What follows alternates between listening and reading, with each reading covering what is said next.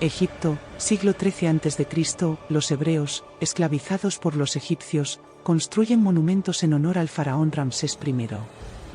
El soberano está preocupado porque los astrólogos de la corte le han informado de la presencia de una nueva estrella, considerada maléfica no tanto porque profetiza la llegada de un pueblo enemigo, como piensa el faraón, sino porque profetiza que un solo hombre llevará a Egipto a la destrucción.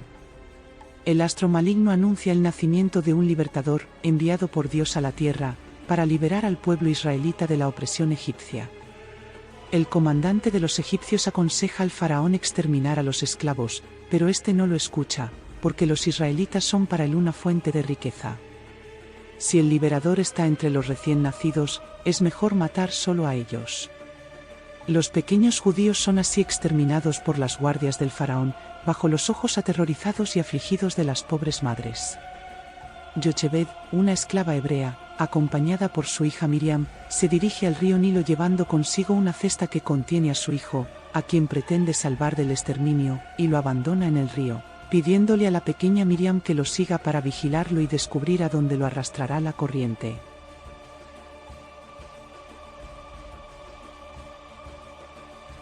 Mientras tanto, un grupo de jóvenes mujeres juega a orillas del río, cerca de un enorme palacio.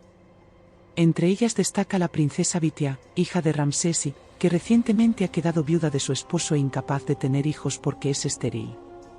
Mientras las chicas son reprendidas por Memnet, una esclava del palacio, Bitia se aleja para ir a nadar y vislumbra a lo lejos el cesto que flota, lo abre y encuentra al niño, creyendo que el Nilo ha querido así cumplir sus oraciones. Lo lleva a la orilla y se lo muestra a Memnet. Bitia decide adoptarlo, aunque Memnet se lo desaconseja firmemente porque el faraón ha ordenado exterminar a todos los recién nacidos hebreos. Bitia hace jurar a la esclava que no dirá nada y le da al niño el nombre de Moisés, el que ha sido salvado de las aguas. El pequeño crece y se convierte en adulto, y llega a triunfar sobre los etíopes, acompañado por Ramsés, hijo del faraón Seti, soberano sabio e iluminado, sucedido por Ramsés, quien deberá elegir entre Ramsés o el sobrino Moisés, sin que él lo sepa, hijo adoptivo de la hermana Bitia, como su sucesor, aunque muchos creen que quiere elegir al segundo, considerado por el más capaz de gobernar. Para agravar la contienda por la sucesión se añade otra cuestión: la bella y seductora Nefertari, una joven princesa muy querida por Seti, que será la prometida del futuro faraón. Ambos están atraídos por su belleza, pero Nefertari corresponde a las atenciones de Moisés, con quien espera casarse y de quien está enamorada, y no a los halagos de Ramsés, a quien en cambio no soporta y desprecia. Seti lamenta, sin embargo, no tener una ciudad donde poder conservar los bienes recibidos de los etíopes, dado que Ramsés no ha logrado construirla. El príncipe intenta justificarse echándole la culpa a los esclavos hebreos que no tienen ganas de servirle, confiados en la llegada del libertador. Seti decide entonces dar la tarea de la construcción a Moisés, mientras que a Ramsés le ordena encontrar al libertador, sea verdadero o falso. En Gesen, los esclavos trabajan incansablemente, sin tener ni siquiera tiempo para beber un sorbo de agua. Desde lo alto de un andamio, el joven y fuerte Josué, el cantero, esculpe la efigie del faraón y cuando se da cuenta de la presencia de su amada Lilia, la graciosa y gentil portadora de agua, corre rápidamente a abrazarla. Mientras tanto, aparece una figura siniestra: Datán, el capataz, es un judío renegado, ahora al servicio del faraón, temido por todos, especialmente por Lilia, que se siente observada por él de manera demasiado lasciva. Datán se dirige entonces hacia Ramsés y acepta su tarea de encontrar al liberador de los hebreos, con la promesa de grandes recompensas. Mientras los esclavos están moviendo un enorme bloque de piedra para encajarlo con otro, entre las mujeres más ancianas, que untan el terreno con grasa para hacer la pavimentación más resbaladiza y acelerar los trabajos, se encuentra Jochebed, madre de Moisés, que queda atrapada con el cinturón en el bloque de piedra y corre el riesgo de ser aplastada entre las dos rocas. Josué, llamado por Lilia, corre en ayuda de la anciana, pero es detenido por los vigilantes, a quienes Lilia escapa y corre hacia Moisés para pedir su ayuda, conociendo su magnanimidad.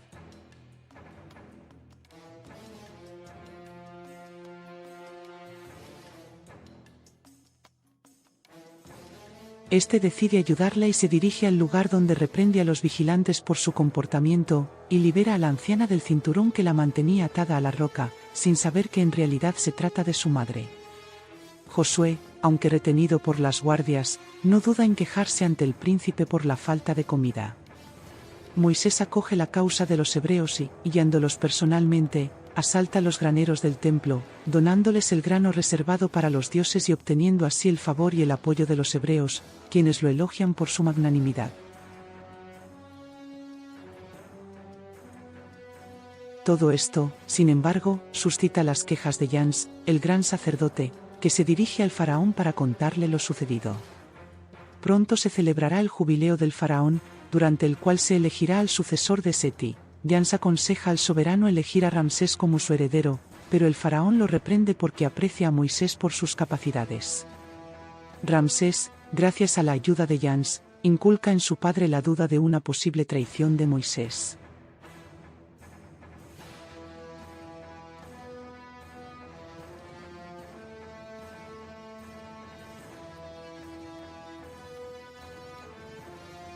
Mientras tanto, Moisés está ocupado erigiendo un enorme obelisco en honor al faraón, el cual es levantado perfectamente a pesar de los muchos temores.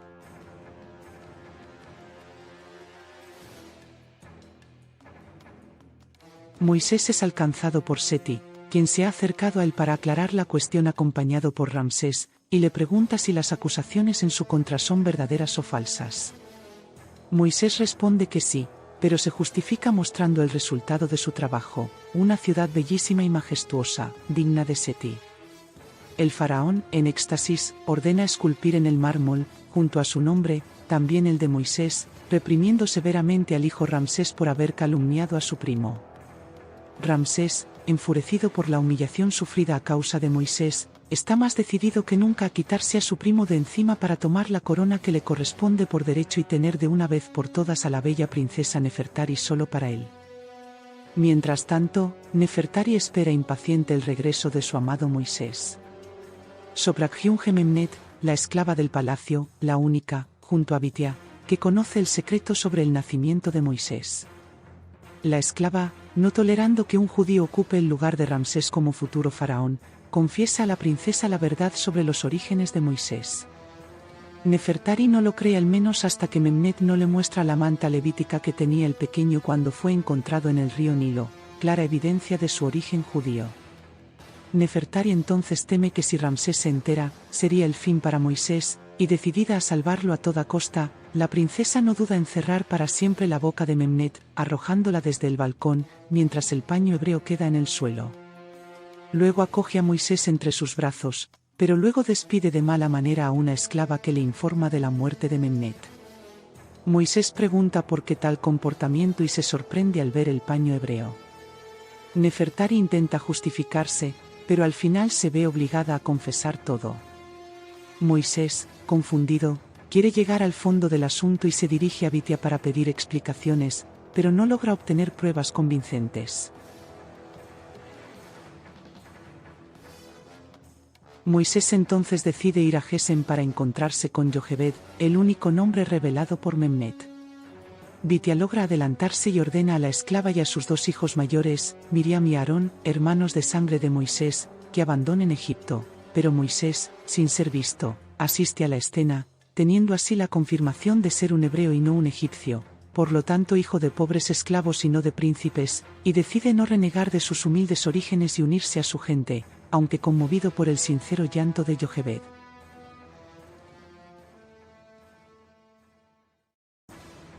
Vestido como un esclavo, Moisés trabaja como cualquier judío y toca con mano los sufrimientos, los maltratos y la pesada fatiga de su pueblo, asistiendo a escenas horribles. Lilia, la portadora de agua, se acerca a él para ofrecerle un vaso. Está a punto de reconocerlo cuando es interrumpida por la voz de Baca, el capataz, quien ordena que la joven sea llevada a su casa para convertirla en su concubina, a pesar de que la joven intenta resistirse. Un viejo esclavo, al ver la escena, le pide a Dios que lo maldiga, pero es golpeado por una de las guardias con la fusta y luego, al no querer ceder, es golpeado hasta morir con un hacha, muriendo entre los brazos de Moisés, quien toma su lugar.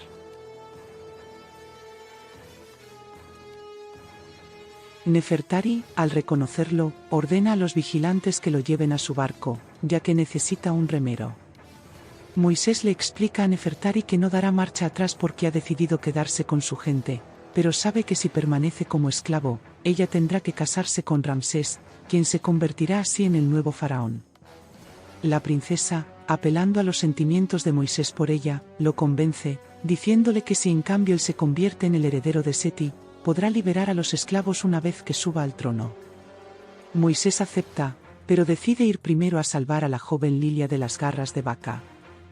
Cerca de la morada de este último, Josué le prende fuego a un carro. Las guardias salen para apagarlo, dejando a Vaca solo con Lilia. Josué aprovecha para entrar en el palacio y liberar a su amada, golpeando con un puñetazo al noble egipcio. Lilia logra escapar, pero Josué es capturado por los guardias, atado entre dos columnas y golpeado con látigos por el capataz, resistiendo en silencio. Vaca es detenido por Moisés, quien lo mata y libera a Josué, pero se ve obligado a huir precipitadamente porque, si es descubierto, será condenado a muerte. Josué cree que Moisés es el liberador y agradece a Dios, mientras que a lo lejos se vislumbra la figura de Datán que ha observado toda la escena. Al día siguiente, Ramsés y los guardias del palacio buscan al asesino. Datán se presenta al príncipe y le revela todo a cambio del puesto de gobernador de Gesen. Ramsés acepta la propuesta y descubre con consternación que el liberador es nada menos que Moisés, el tan odiado primo. Lilia finalmente se convierte en su propiedad, y se ve obligada a entregarse a él a cambio de la vida del amado Josué. Es el día del jubileo de Seti y el palacio está de fiesta esperando la elección que hará el faraón. Ramsés ordena a Pentauro que haga entrar al liberador de los hebreos, quien, ante un Seti atónito y consternado, resulta ser Moisés, conducido encadenado ante el faraón. Moisés revela su identidad hebrea y declara que no tiene nada contra Seti, pero también que si tuviera la posibilidad de liberar a los esclavos, lo haría.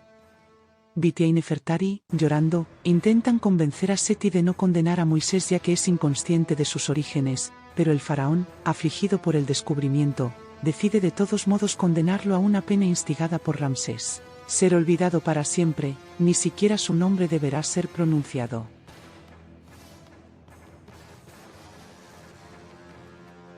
Moisés deberá ser mantenido con vida, porque no quiere que Nefertari lo recuerde como un mártir, sino más bien abandonado en el desierto, ayudado solo por el destino. Recibe un bastón, el manto levítico que Yochebed, antes de morir, quiso darle y provisiones de agua y comida suficientes para un solo día.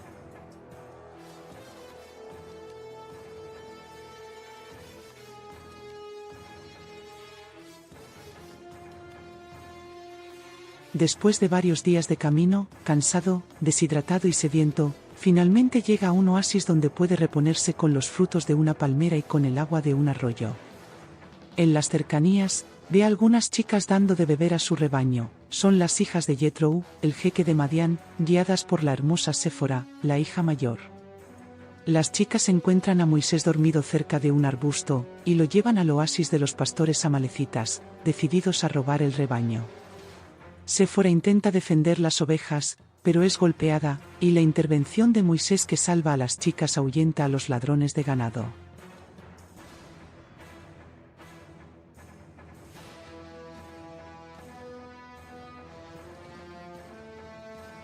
Las chicas lo llevan a su padre, quien lo recibe en su tienda, y cuando Moisés le revela su identidad, este decide confiarle un trabajo como pastor. Séfora lo lleva al rebaño y le muestra el monte Sinaí, la montaña ardiente donde habita Dios. Gracias a la ayuda de Moisés, el rebaño de Yetrou crece, y con ello también el respeto que el anciano manifiesta hacia el joven, quien deberá elegir como esposa a una de sus hijas, las cuales, para facilitarle la elección, bailan para él, pero Moisés, que aún guarda en su corazón la figura de Nefertari, no logra elegir y se aleja.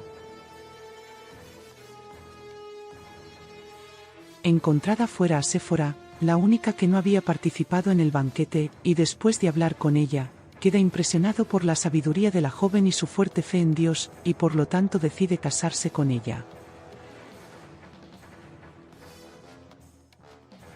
Mientras tanto, el viejo Seti, ya moribundo en su lecho rodeado de Nefertari, Ramsés y los sacerdotes reales, pronuncia antes de expirar el nombre de Moisés, demostrando su afecto paternal por él. Pasan los años y Moisés vive serenamente a los pies del Sinaí con su esposa Séfora y su pequeño hijo Gersón. Mientras hace pastar a las ovejas, oye a los perros ladrar, se acerca y encuentra a un hombre que, para escapar de ellos, se ha refugiado en una roca. Se trata de Josué, que había escapado de las minas en las que había estado encerrado. Lo hidrata, le da de comer y le pregunta qué le ha pasado. Mientras hablan, nota que en la cima de la montaña hay una extraña luz, una zarza que arde pero sin que el fuego la consuma. Decide ir a ver y escala la montaña sagrada. Del arbusto ardiente proviene una voz que lo llama y le ordena que se quite las sandalias porque pisa tierra sagrada. Moisés obedece y se arrodilla, habiendo comprendido que es Dios quien habla desde la zarza. Luego le pregunta por qué no escucha el llanto de su pueblo en Egipto. El Señor conoce el dolor de su gente y precisamente por eso ha decidido enviarlo al faraón, para pedir la liberación. Moisés teme no ser capaz, pero Dios lo ayudará, diciéndole qué decir y realizando prodigios para convencer a Ramsés de liberar a los esclavos. Finalmente le ordena que regrese al monte Sinaí, después de haber salido de Egipto con su pueblo, para recibir las leyes eternas. Séfora y Josué, que se quedaron en el valle, ven reaparecer a Moisés, iluminado en el rostro, diferente de lo habitual. Ahora Dios está dentro de él y liberará a su pueblo. Josué se regocija, afirmando que los judíos se armarán y golpearán a los egipcios. Pero no será así, afirma Moisés. No es con la espada que el Señor liberará a su pueblo, sino con el bastón de un pastor.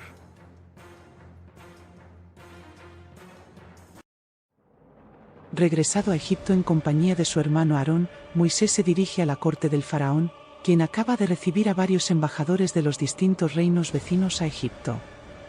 Nefertari reconoce a Moisés y se reprime el impulso de abrazarlo. Cuando Ramsés rechaza la petición de Moisés de dejar partir a su pueblo, este último ordena a Aarón que arroje al pie del faraón su bastón, que instantáneamente se transforma en una cobra, de la cual todos se alejan asustados, excepto Ramsés, quien ordena a su sacerdote Yans que haga caer 2 bastones al suelo, realizando el mismo prodigio. Esos bastones también se convierten en cobras, que sin embargo son devoradas por la de Moisés. Ramsés, sorprendido, pero nada conmovido, no solo rechaza la solicitud de liberar al pueblo hebreo, sino que ordena que los esclavos de ese día en adelante fabriquen los ladrillos sin paja, algo imposible sin un prodigio, obligando así a Moisés a alejarse de la corte.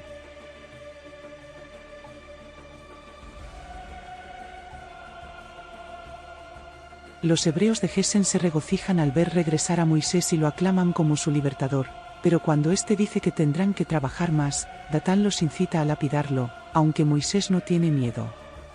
El profeta es, sin embargo, inesperadamente conducido por unas guardias ante la reina Nefertari en su nave, quien le hace comprender que aún lo ama y que no cree en su cambio.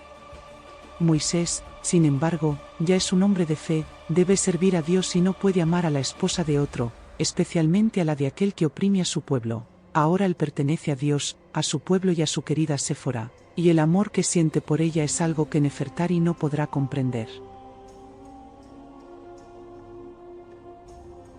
Las mujeres israelitas comienzan a llenar sus cántaros de agua, ya que Miriam ha oído decir por su hermano que pronto se acabará el agua.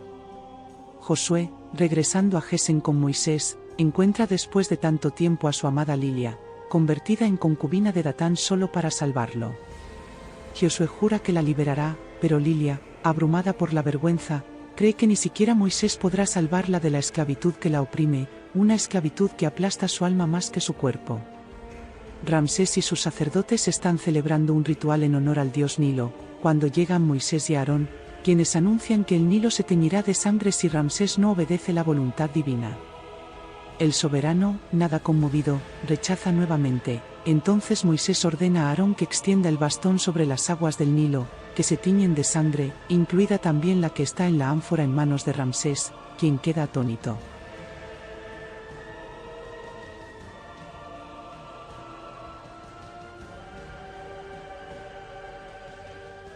A este prodigio seguirán la invasión de las ranas, los mosquitos, las langostas y las moscas, el exterminio del ganado, las úlceras en los animales y en los humanos. El pueblo, en revuelo, pide la liberación de los judíos, pero Ramsés no cede, ni siquiera ante Jans, que lo implora escuchar las palabras de Moisés e invita al profeta a su palacio. Ramsés confiesa que estas plagas lo asustaron en un primer momento, pero al final entendió que eran solo obra de la naturaleza y no de Dios. Moisés entonces amenaza con castigar a Egipto con 2 plagas aún mayores, una granizada ardiente y la oscuridad durante 3 días seguidos, y también estas ocurren.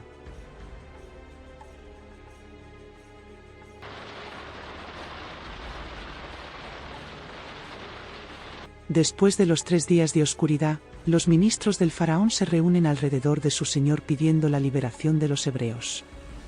Ramsés parece ceder con el escriba que ya ha escrito el mandato que permite a los hebreos salir de Egipto, pero Nefertari, sedienta de venganza por el rechazo de Moisés, lo incita a resistir para no mostrarse débil ante los otros reyes y su pueblo.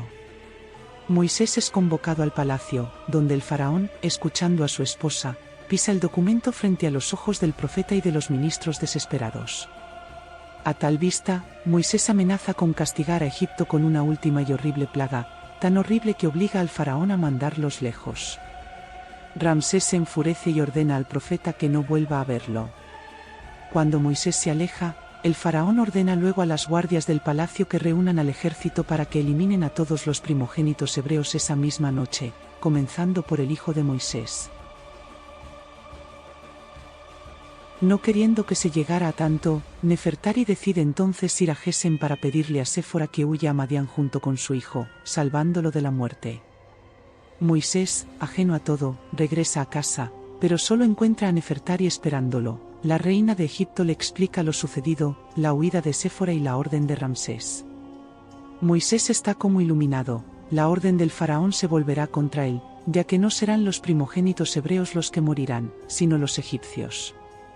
Nefertari se palidece al pensar que su único hijo morirá y ruega a Moisés que lo salve, como ella intentó salvar al suyo, pero el profeta es solo un instrumento en manos del Señor, y el hijo de Nefertari no puede ser salvado porque también es hijo de Ramsés. La reina, convencida de que Moisés no matará a su hijo porque aún lo ama, se va de su casa y regresa al palacio. Tan pronto como Nefertari sale, Moisés, desesperado, implora al Señor que apacigüe su ira. Esto, sin embargo, no ocurre. Solo se salvarán los primogénitos cuyas casas estén marcadas con la sangre de un cordero en el dintel, incluida Lilia, salvaguardada por el amado Josué mediante el mismo método. La luz lunar es oscurecida por un misterioso humo verde que forma en el cielo la figura de una mano esquelética. Dentro de sus casas, los judíos celebran la Pascua, la fiesta de la liberación, comen pan sin levadura y hierbas amargas, mientras alrededor se oyen los gritos de las madres egipcias y de sus hijos. Bitia pide y obtiene de Moisés poder entrar para estar con ellos, consiente, porque cualquiera que tenga sed de libertad puede venir con ellos.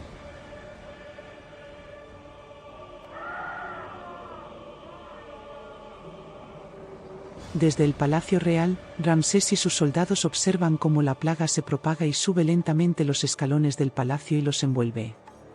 Cuando el mismo primogénito de Pentauro muere agonizante, golpeado por la enfermedad, no antes de haber suplicado al faraón que dejara partir a los hebreos, Ramsés comprende que la vida de su hijo está seriamente en peligro y corre hacia él, encontrándolo en la cama moribundo junto a la preocupada madre y a un médico atónito. Esperando que la libertad de los hebreos sea suficiente para que su hijo siga con vida, ordena que traigan a Moisés ante él, y le comunica que él y su pueblo son libres. Es demasiado tarde, su hijo ya está muerto.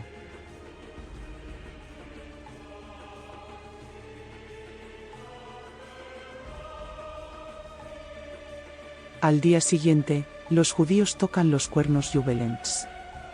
Y hacen inmediatamente sus maletas, llevando consigo sus animales, sus pertenencias, sus familias, confiados en el futuro, seguros de que Dios pronto encontrará una tierra solo para ellos, y guiados por una procesión con el ataúd de José al frente para llevarlo de regreso a su tierra natal.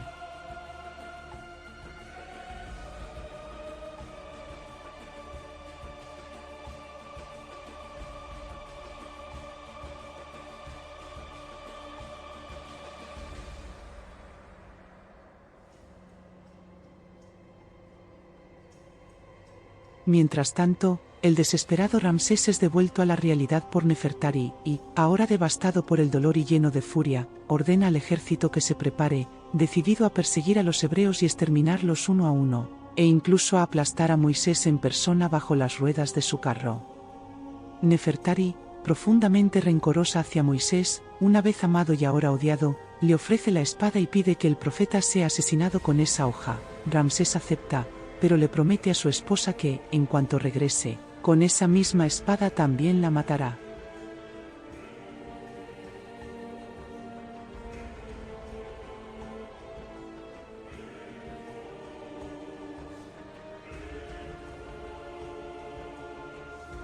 Mientras los hebreos están cerca del Mar Rojo, Josué y Caleb ven llegar los carros guiados por el faraón y comprenden que están atrapados, rodeados por un lado por el ejército, y por el otro por el mar.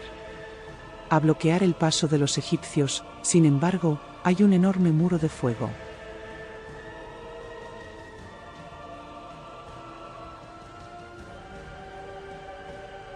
Aprovechándose de ello, Moisés extiende los brazos, y por voluntad divina las nubes se arremolinan en medio de las aguas y las dividen en dos murallas, permitiendo el paso a la otra orilla de los hebreos, que superan su miedo, guiados por Josué.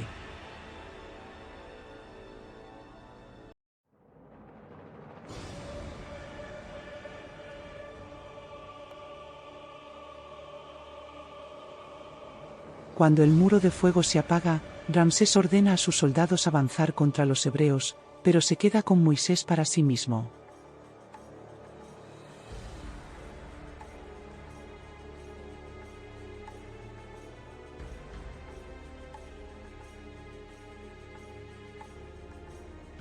Las aguas, sin embargo, se cierran, arrastrando al ejército egipcio, bajo la mirada impotente del faraón.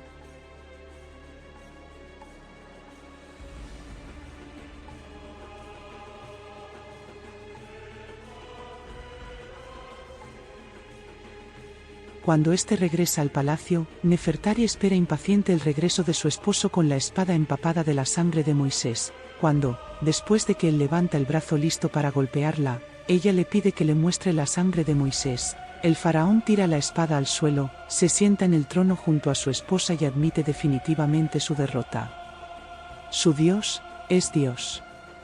Después de un largo camino, los judíos llegan a las faldas del Sinaí y Moisés sube a la cima, seguido por el siempre fiel Josué.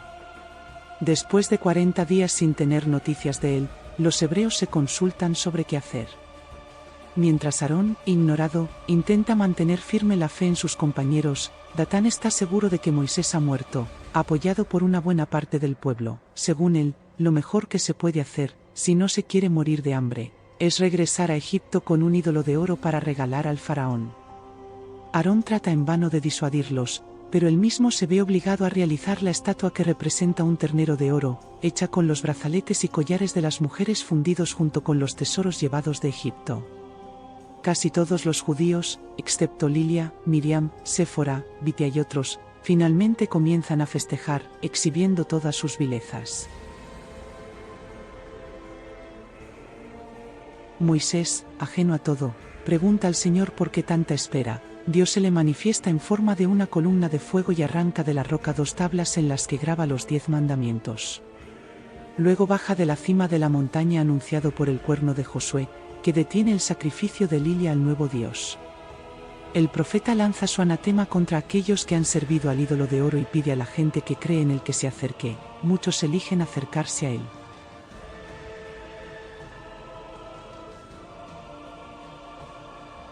El profeta, furioso contra aquellos que han decidido no acercarse a él, lanza las tablas de los 10 mandamientos contra el becerro de oro y del cielo llueven relámpagos, mientras la tierra se abre. Datán, el hermano Abiram y el amigo Coré se hunden en el abismo, mientras los idólatras arden en el fuego generado por los relámpagos. Durante 40 años el pueblo vagó por el desierto, hasta que la generación que había cometido idolatría se extinguió. La nueva generación judía finalmente llega a los márgenes de la tierra prometida, pero Moisés no puede entrar. No había sido del todo fiel a Dios en las aguas de Meribá y Dios le había ordenado contemplarla desde lejos porque no se le permitiría cruzar el Jordán. Ya anciano y cansado, sube al monte Nebo junto a unos pocos fieles y confía la tarea de guía a Josué, compañero de todas sus peregrinaciones. Se cumple así como había dicho Ramsés, así fue escrito y así fue hecho.